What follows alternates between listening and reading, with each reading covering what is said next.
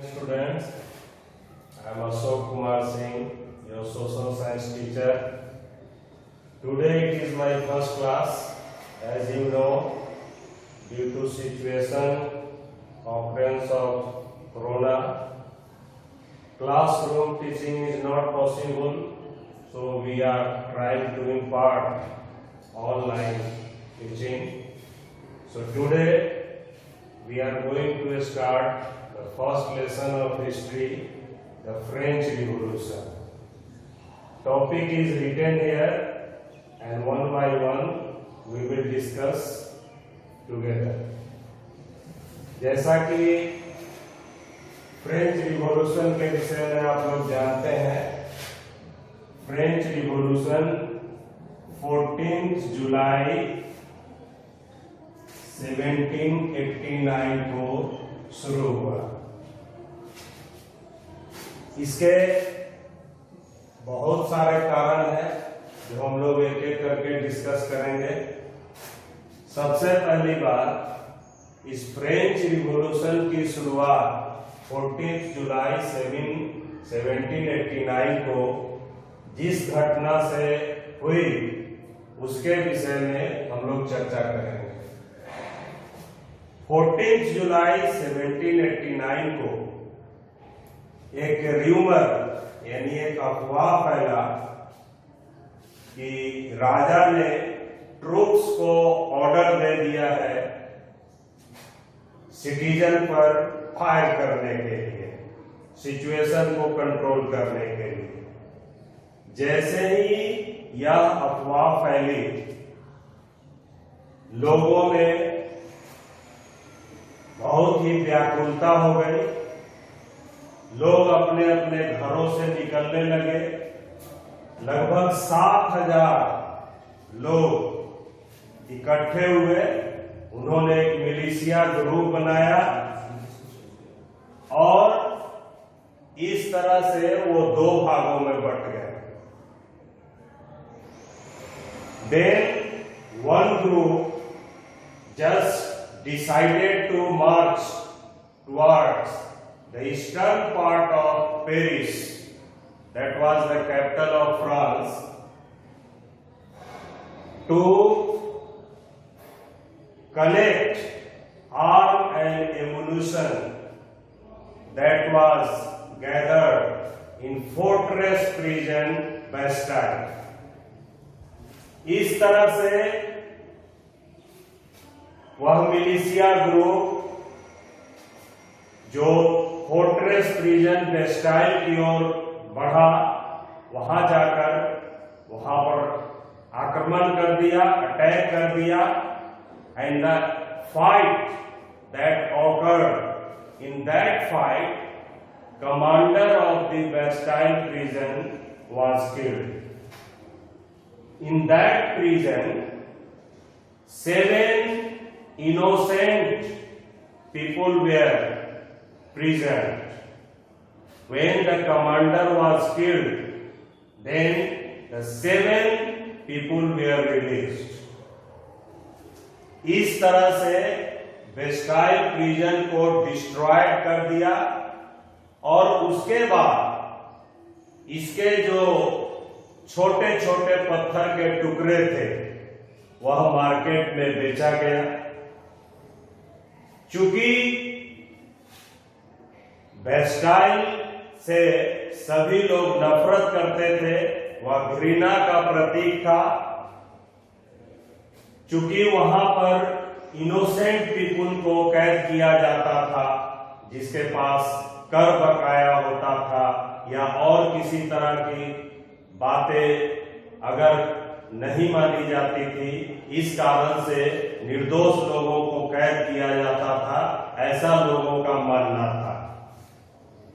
जब बाजार में उन टुकड़ों को बेचा गया तो लोगों ने इसे खरीदा, चूंकि वह घर में प्रतीक के रूप में रखना चाहते थे। इस तरह से यह जो घटना की शुरुआत हुई तो पेरिस शहर में और कंट्री साइड में यानी रूरल एरिया में जहां तहां दंगे फसाद यानी राइट्स ऑकर हुए, इन सभी को मिलाकर कलेक्टिवली कहा जाता है फ्रेंच रिवॉल्यूशन। बात आती है why did the revolution occur in France? There are so many causes, but the most important causes are, the first one is that due to social awareness, due to failure of agriculture crops, due to idea of the philosophers that inspired the people of France to go against the rule and regulation. तो ये सब causes हैं। अब इसके बाद जो चर्चा होगी कि फ्रेंच रिवॉल्यूशन के और बहुत सारे कारण थे, जैसे 14 जुलाई 1789 को यह घटना शुरू हुई। यह घटना जब शुरू हुई उस समय 1774 में लुईस 16 वहां का राजा बना और जस्ट उसकी शादी हुई थी ऑस्ट्रिया की प्रिंसेस राजकुमारी मैरी एंटोनिएट से। जिस समय लुईस 16 राजा बना, किंग बना, उस समय खजाना बिल्कुल खाली हो चुका था, ट्रेजरी बिल्कुल एम्प्टी था। इसके भी कारण है कि ट्रेजरी क्यों बिल्कुल एम्प्टी था। जिस समय वह राजा बना उसके बाद फ्रांस ने बहुत सारे युद्ध लड़े थे जिसमें बहुत ज्यादा खर्च हुए थे। Despite this, one of the cause is that France under Louis XVI had helped 13 colonies of America to get independence against Britain. So these are the causes of empty treasury. चूंकि ट्रेजरी एम्प्टी था, खाली था और बहुत सारे खर्च थे, जैसे कि जो वर्सेलिस में जो मैग्निफिसेंट कोर्ट था उसका खर्च,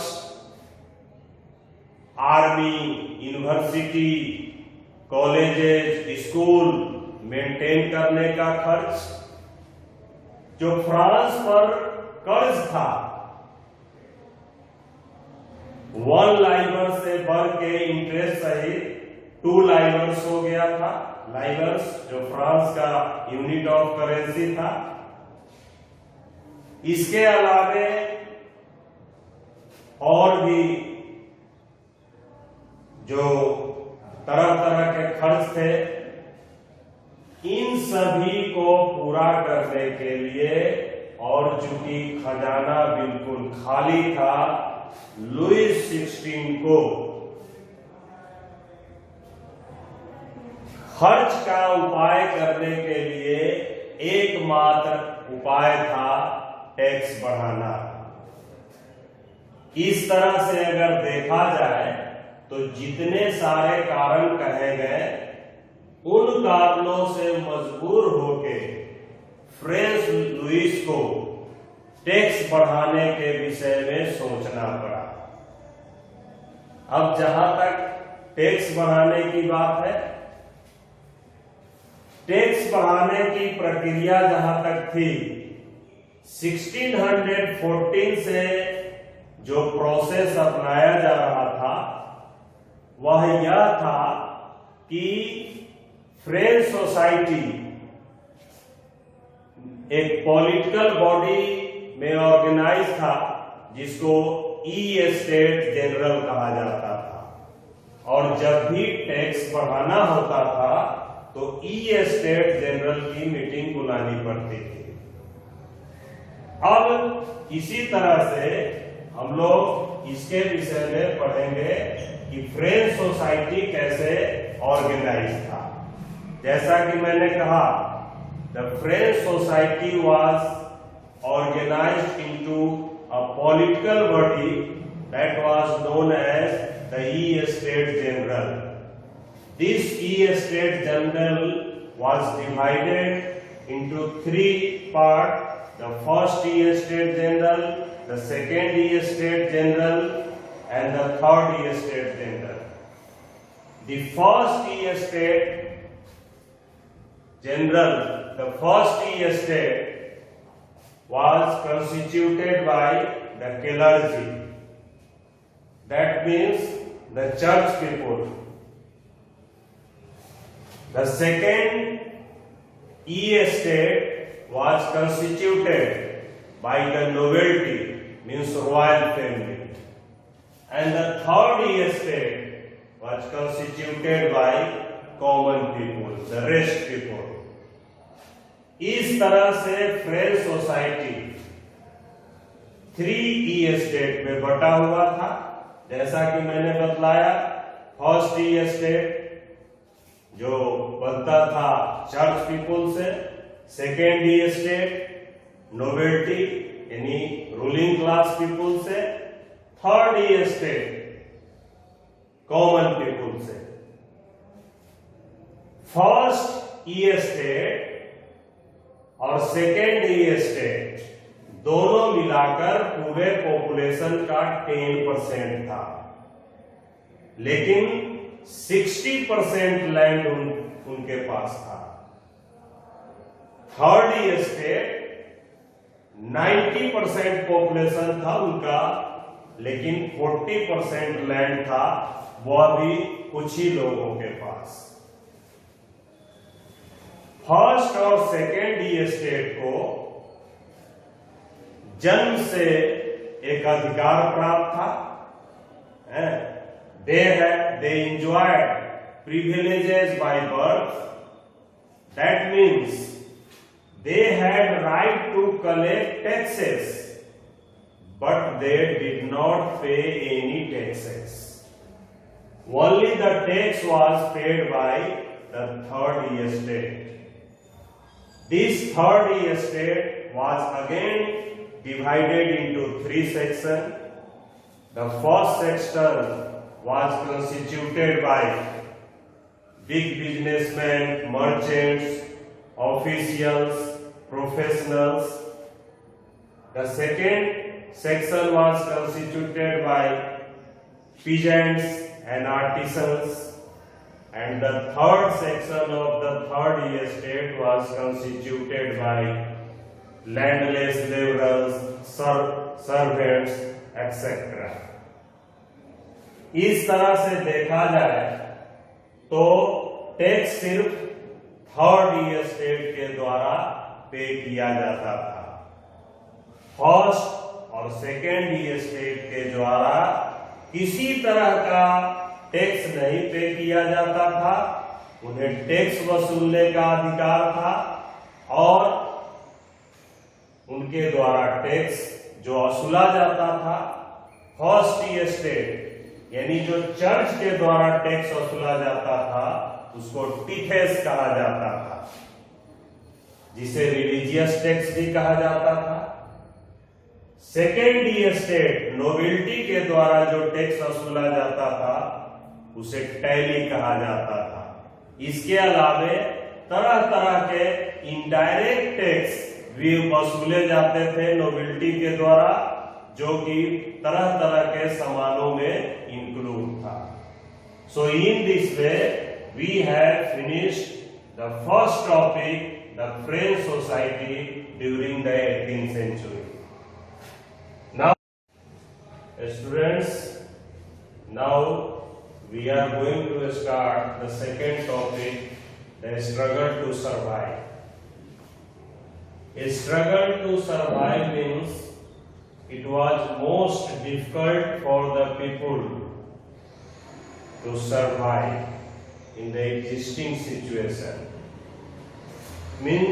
इसका मतलब कि वह स्थिति जिसमें बेसिक नीड को पूरा करना बहुत मुश्किल हो और इसके कारण गुजारा करना बहुत मुश्किल हो. Now, how this situation occurred, just we will discuss about this.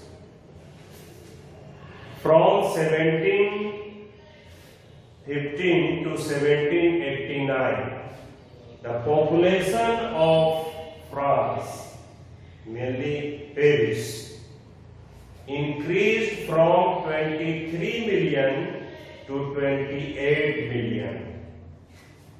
This increased population increased the demand of food grains, but the production of food grains did not carry on in the same ratio. Means there was shortage of food due to bad harvest. This shortage of food resulted in the increase of price of a staple food of France, that was bread. Since the workers had fixed wages, they did not get benefit of increasing of wages. So, in the same wages, they had to survive. So, in this way, the situation occurred in which it was most difficult for the workers to fulfill their basic needs. This situation is known as subsistence crisis. In this way, we can say that this subsistence crisis occurred due to less production of grain, that was very less, which just resulted in the occurrence of subsistence crisis. That's all.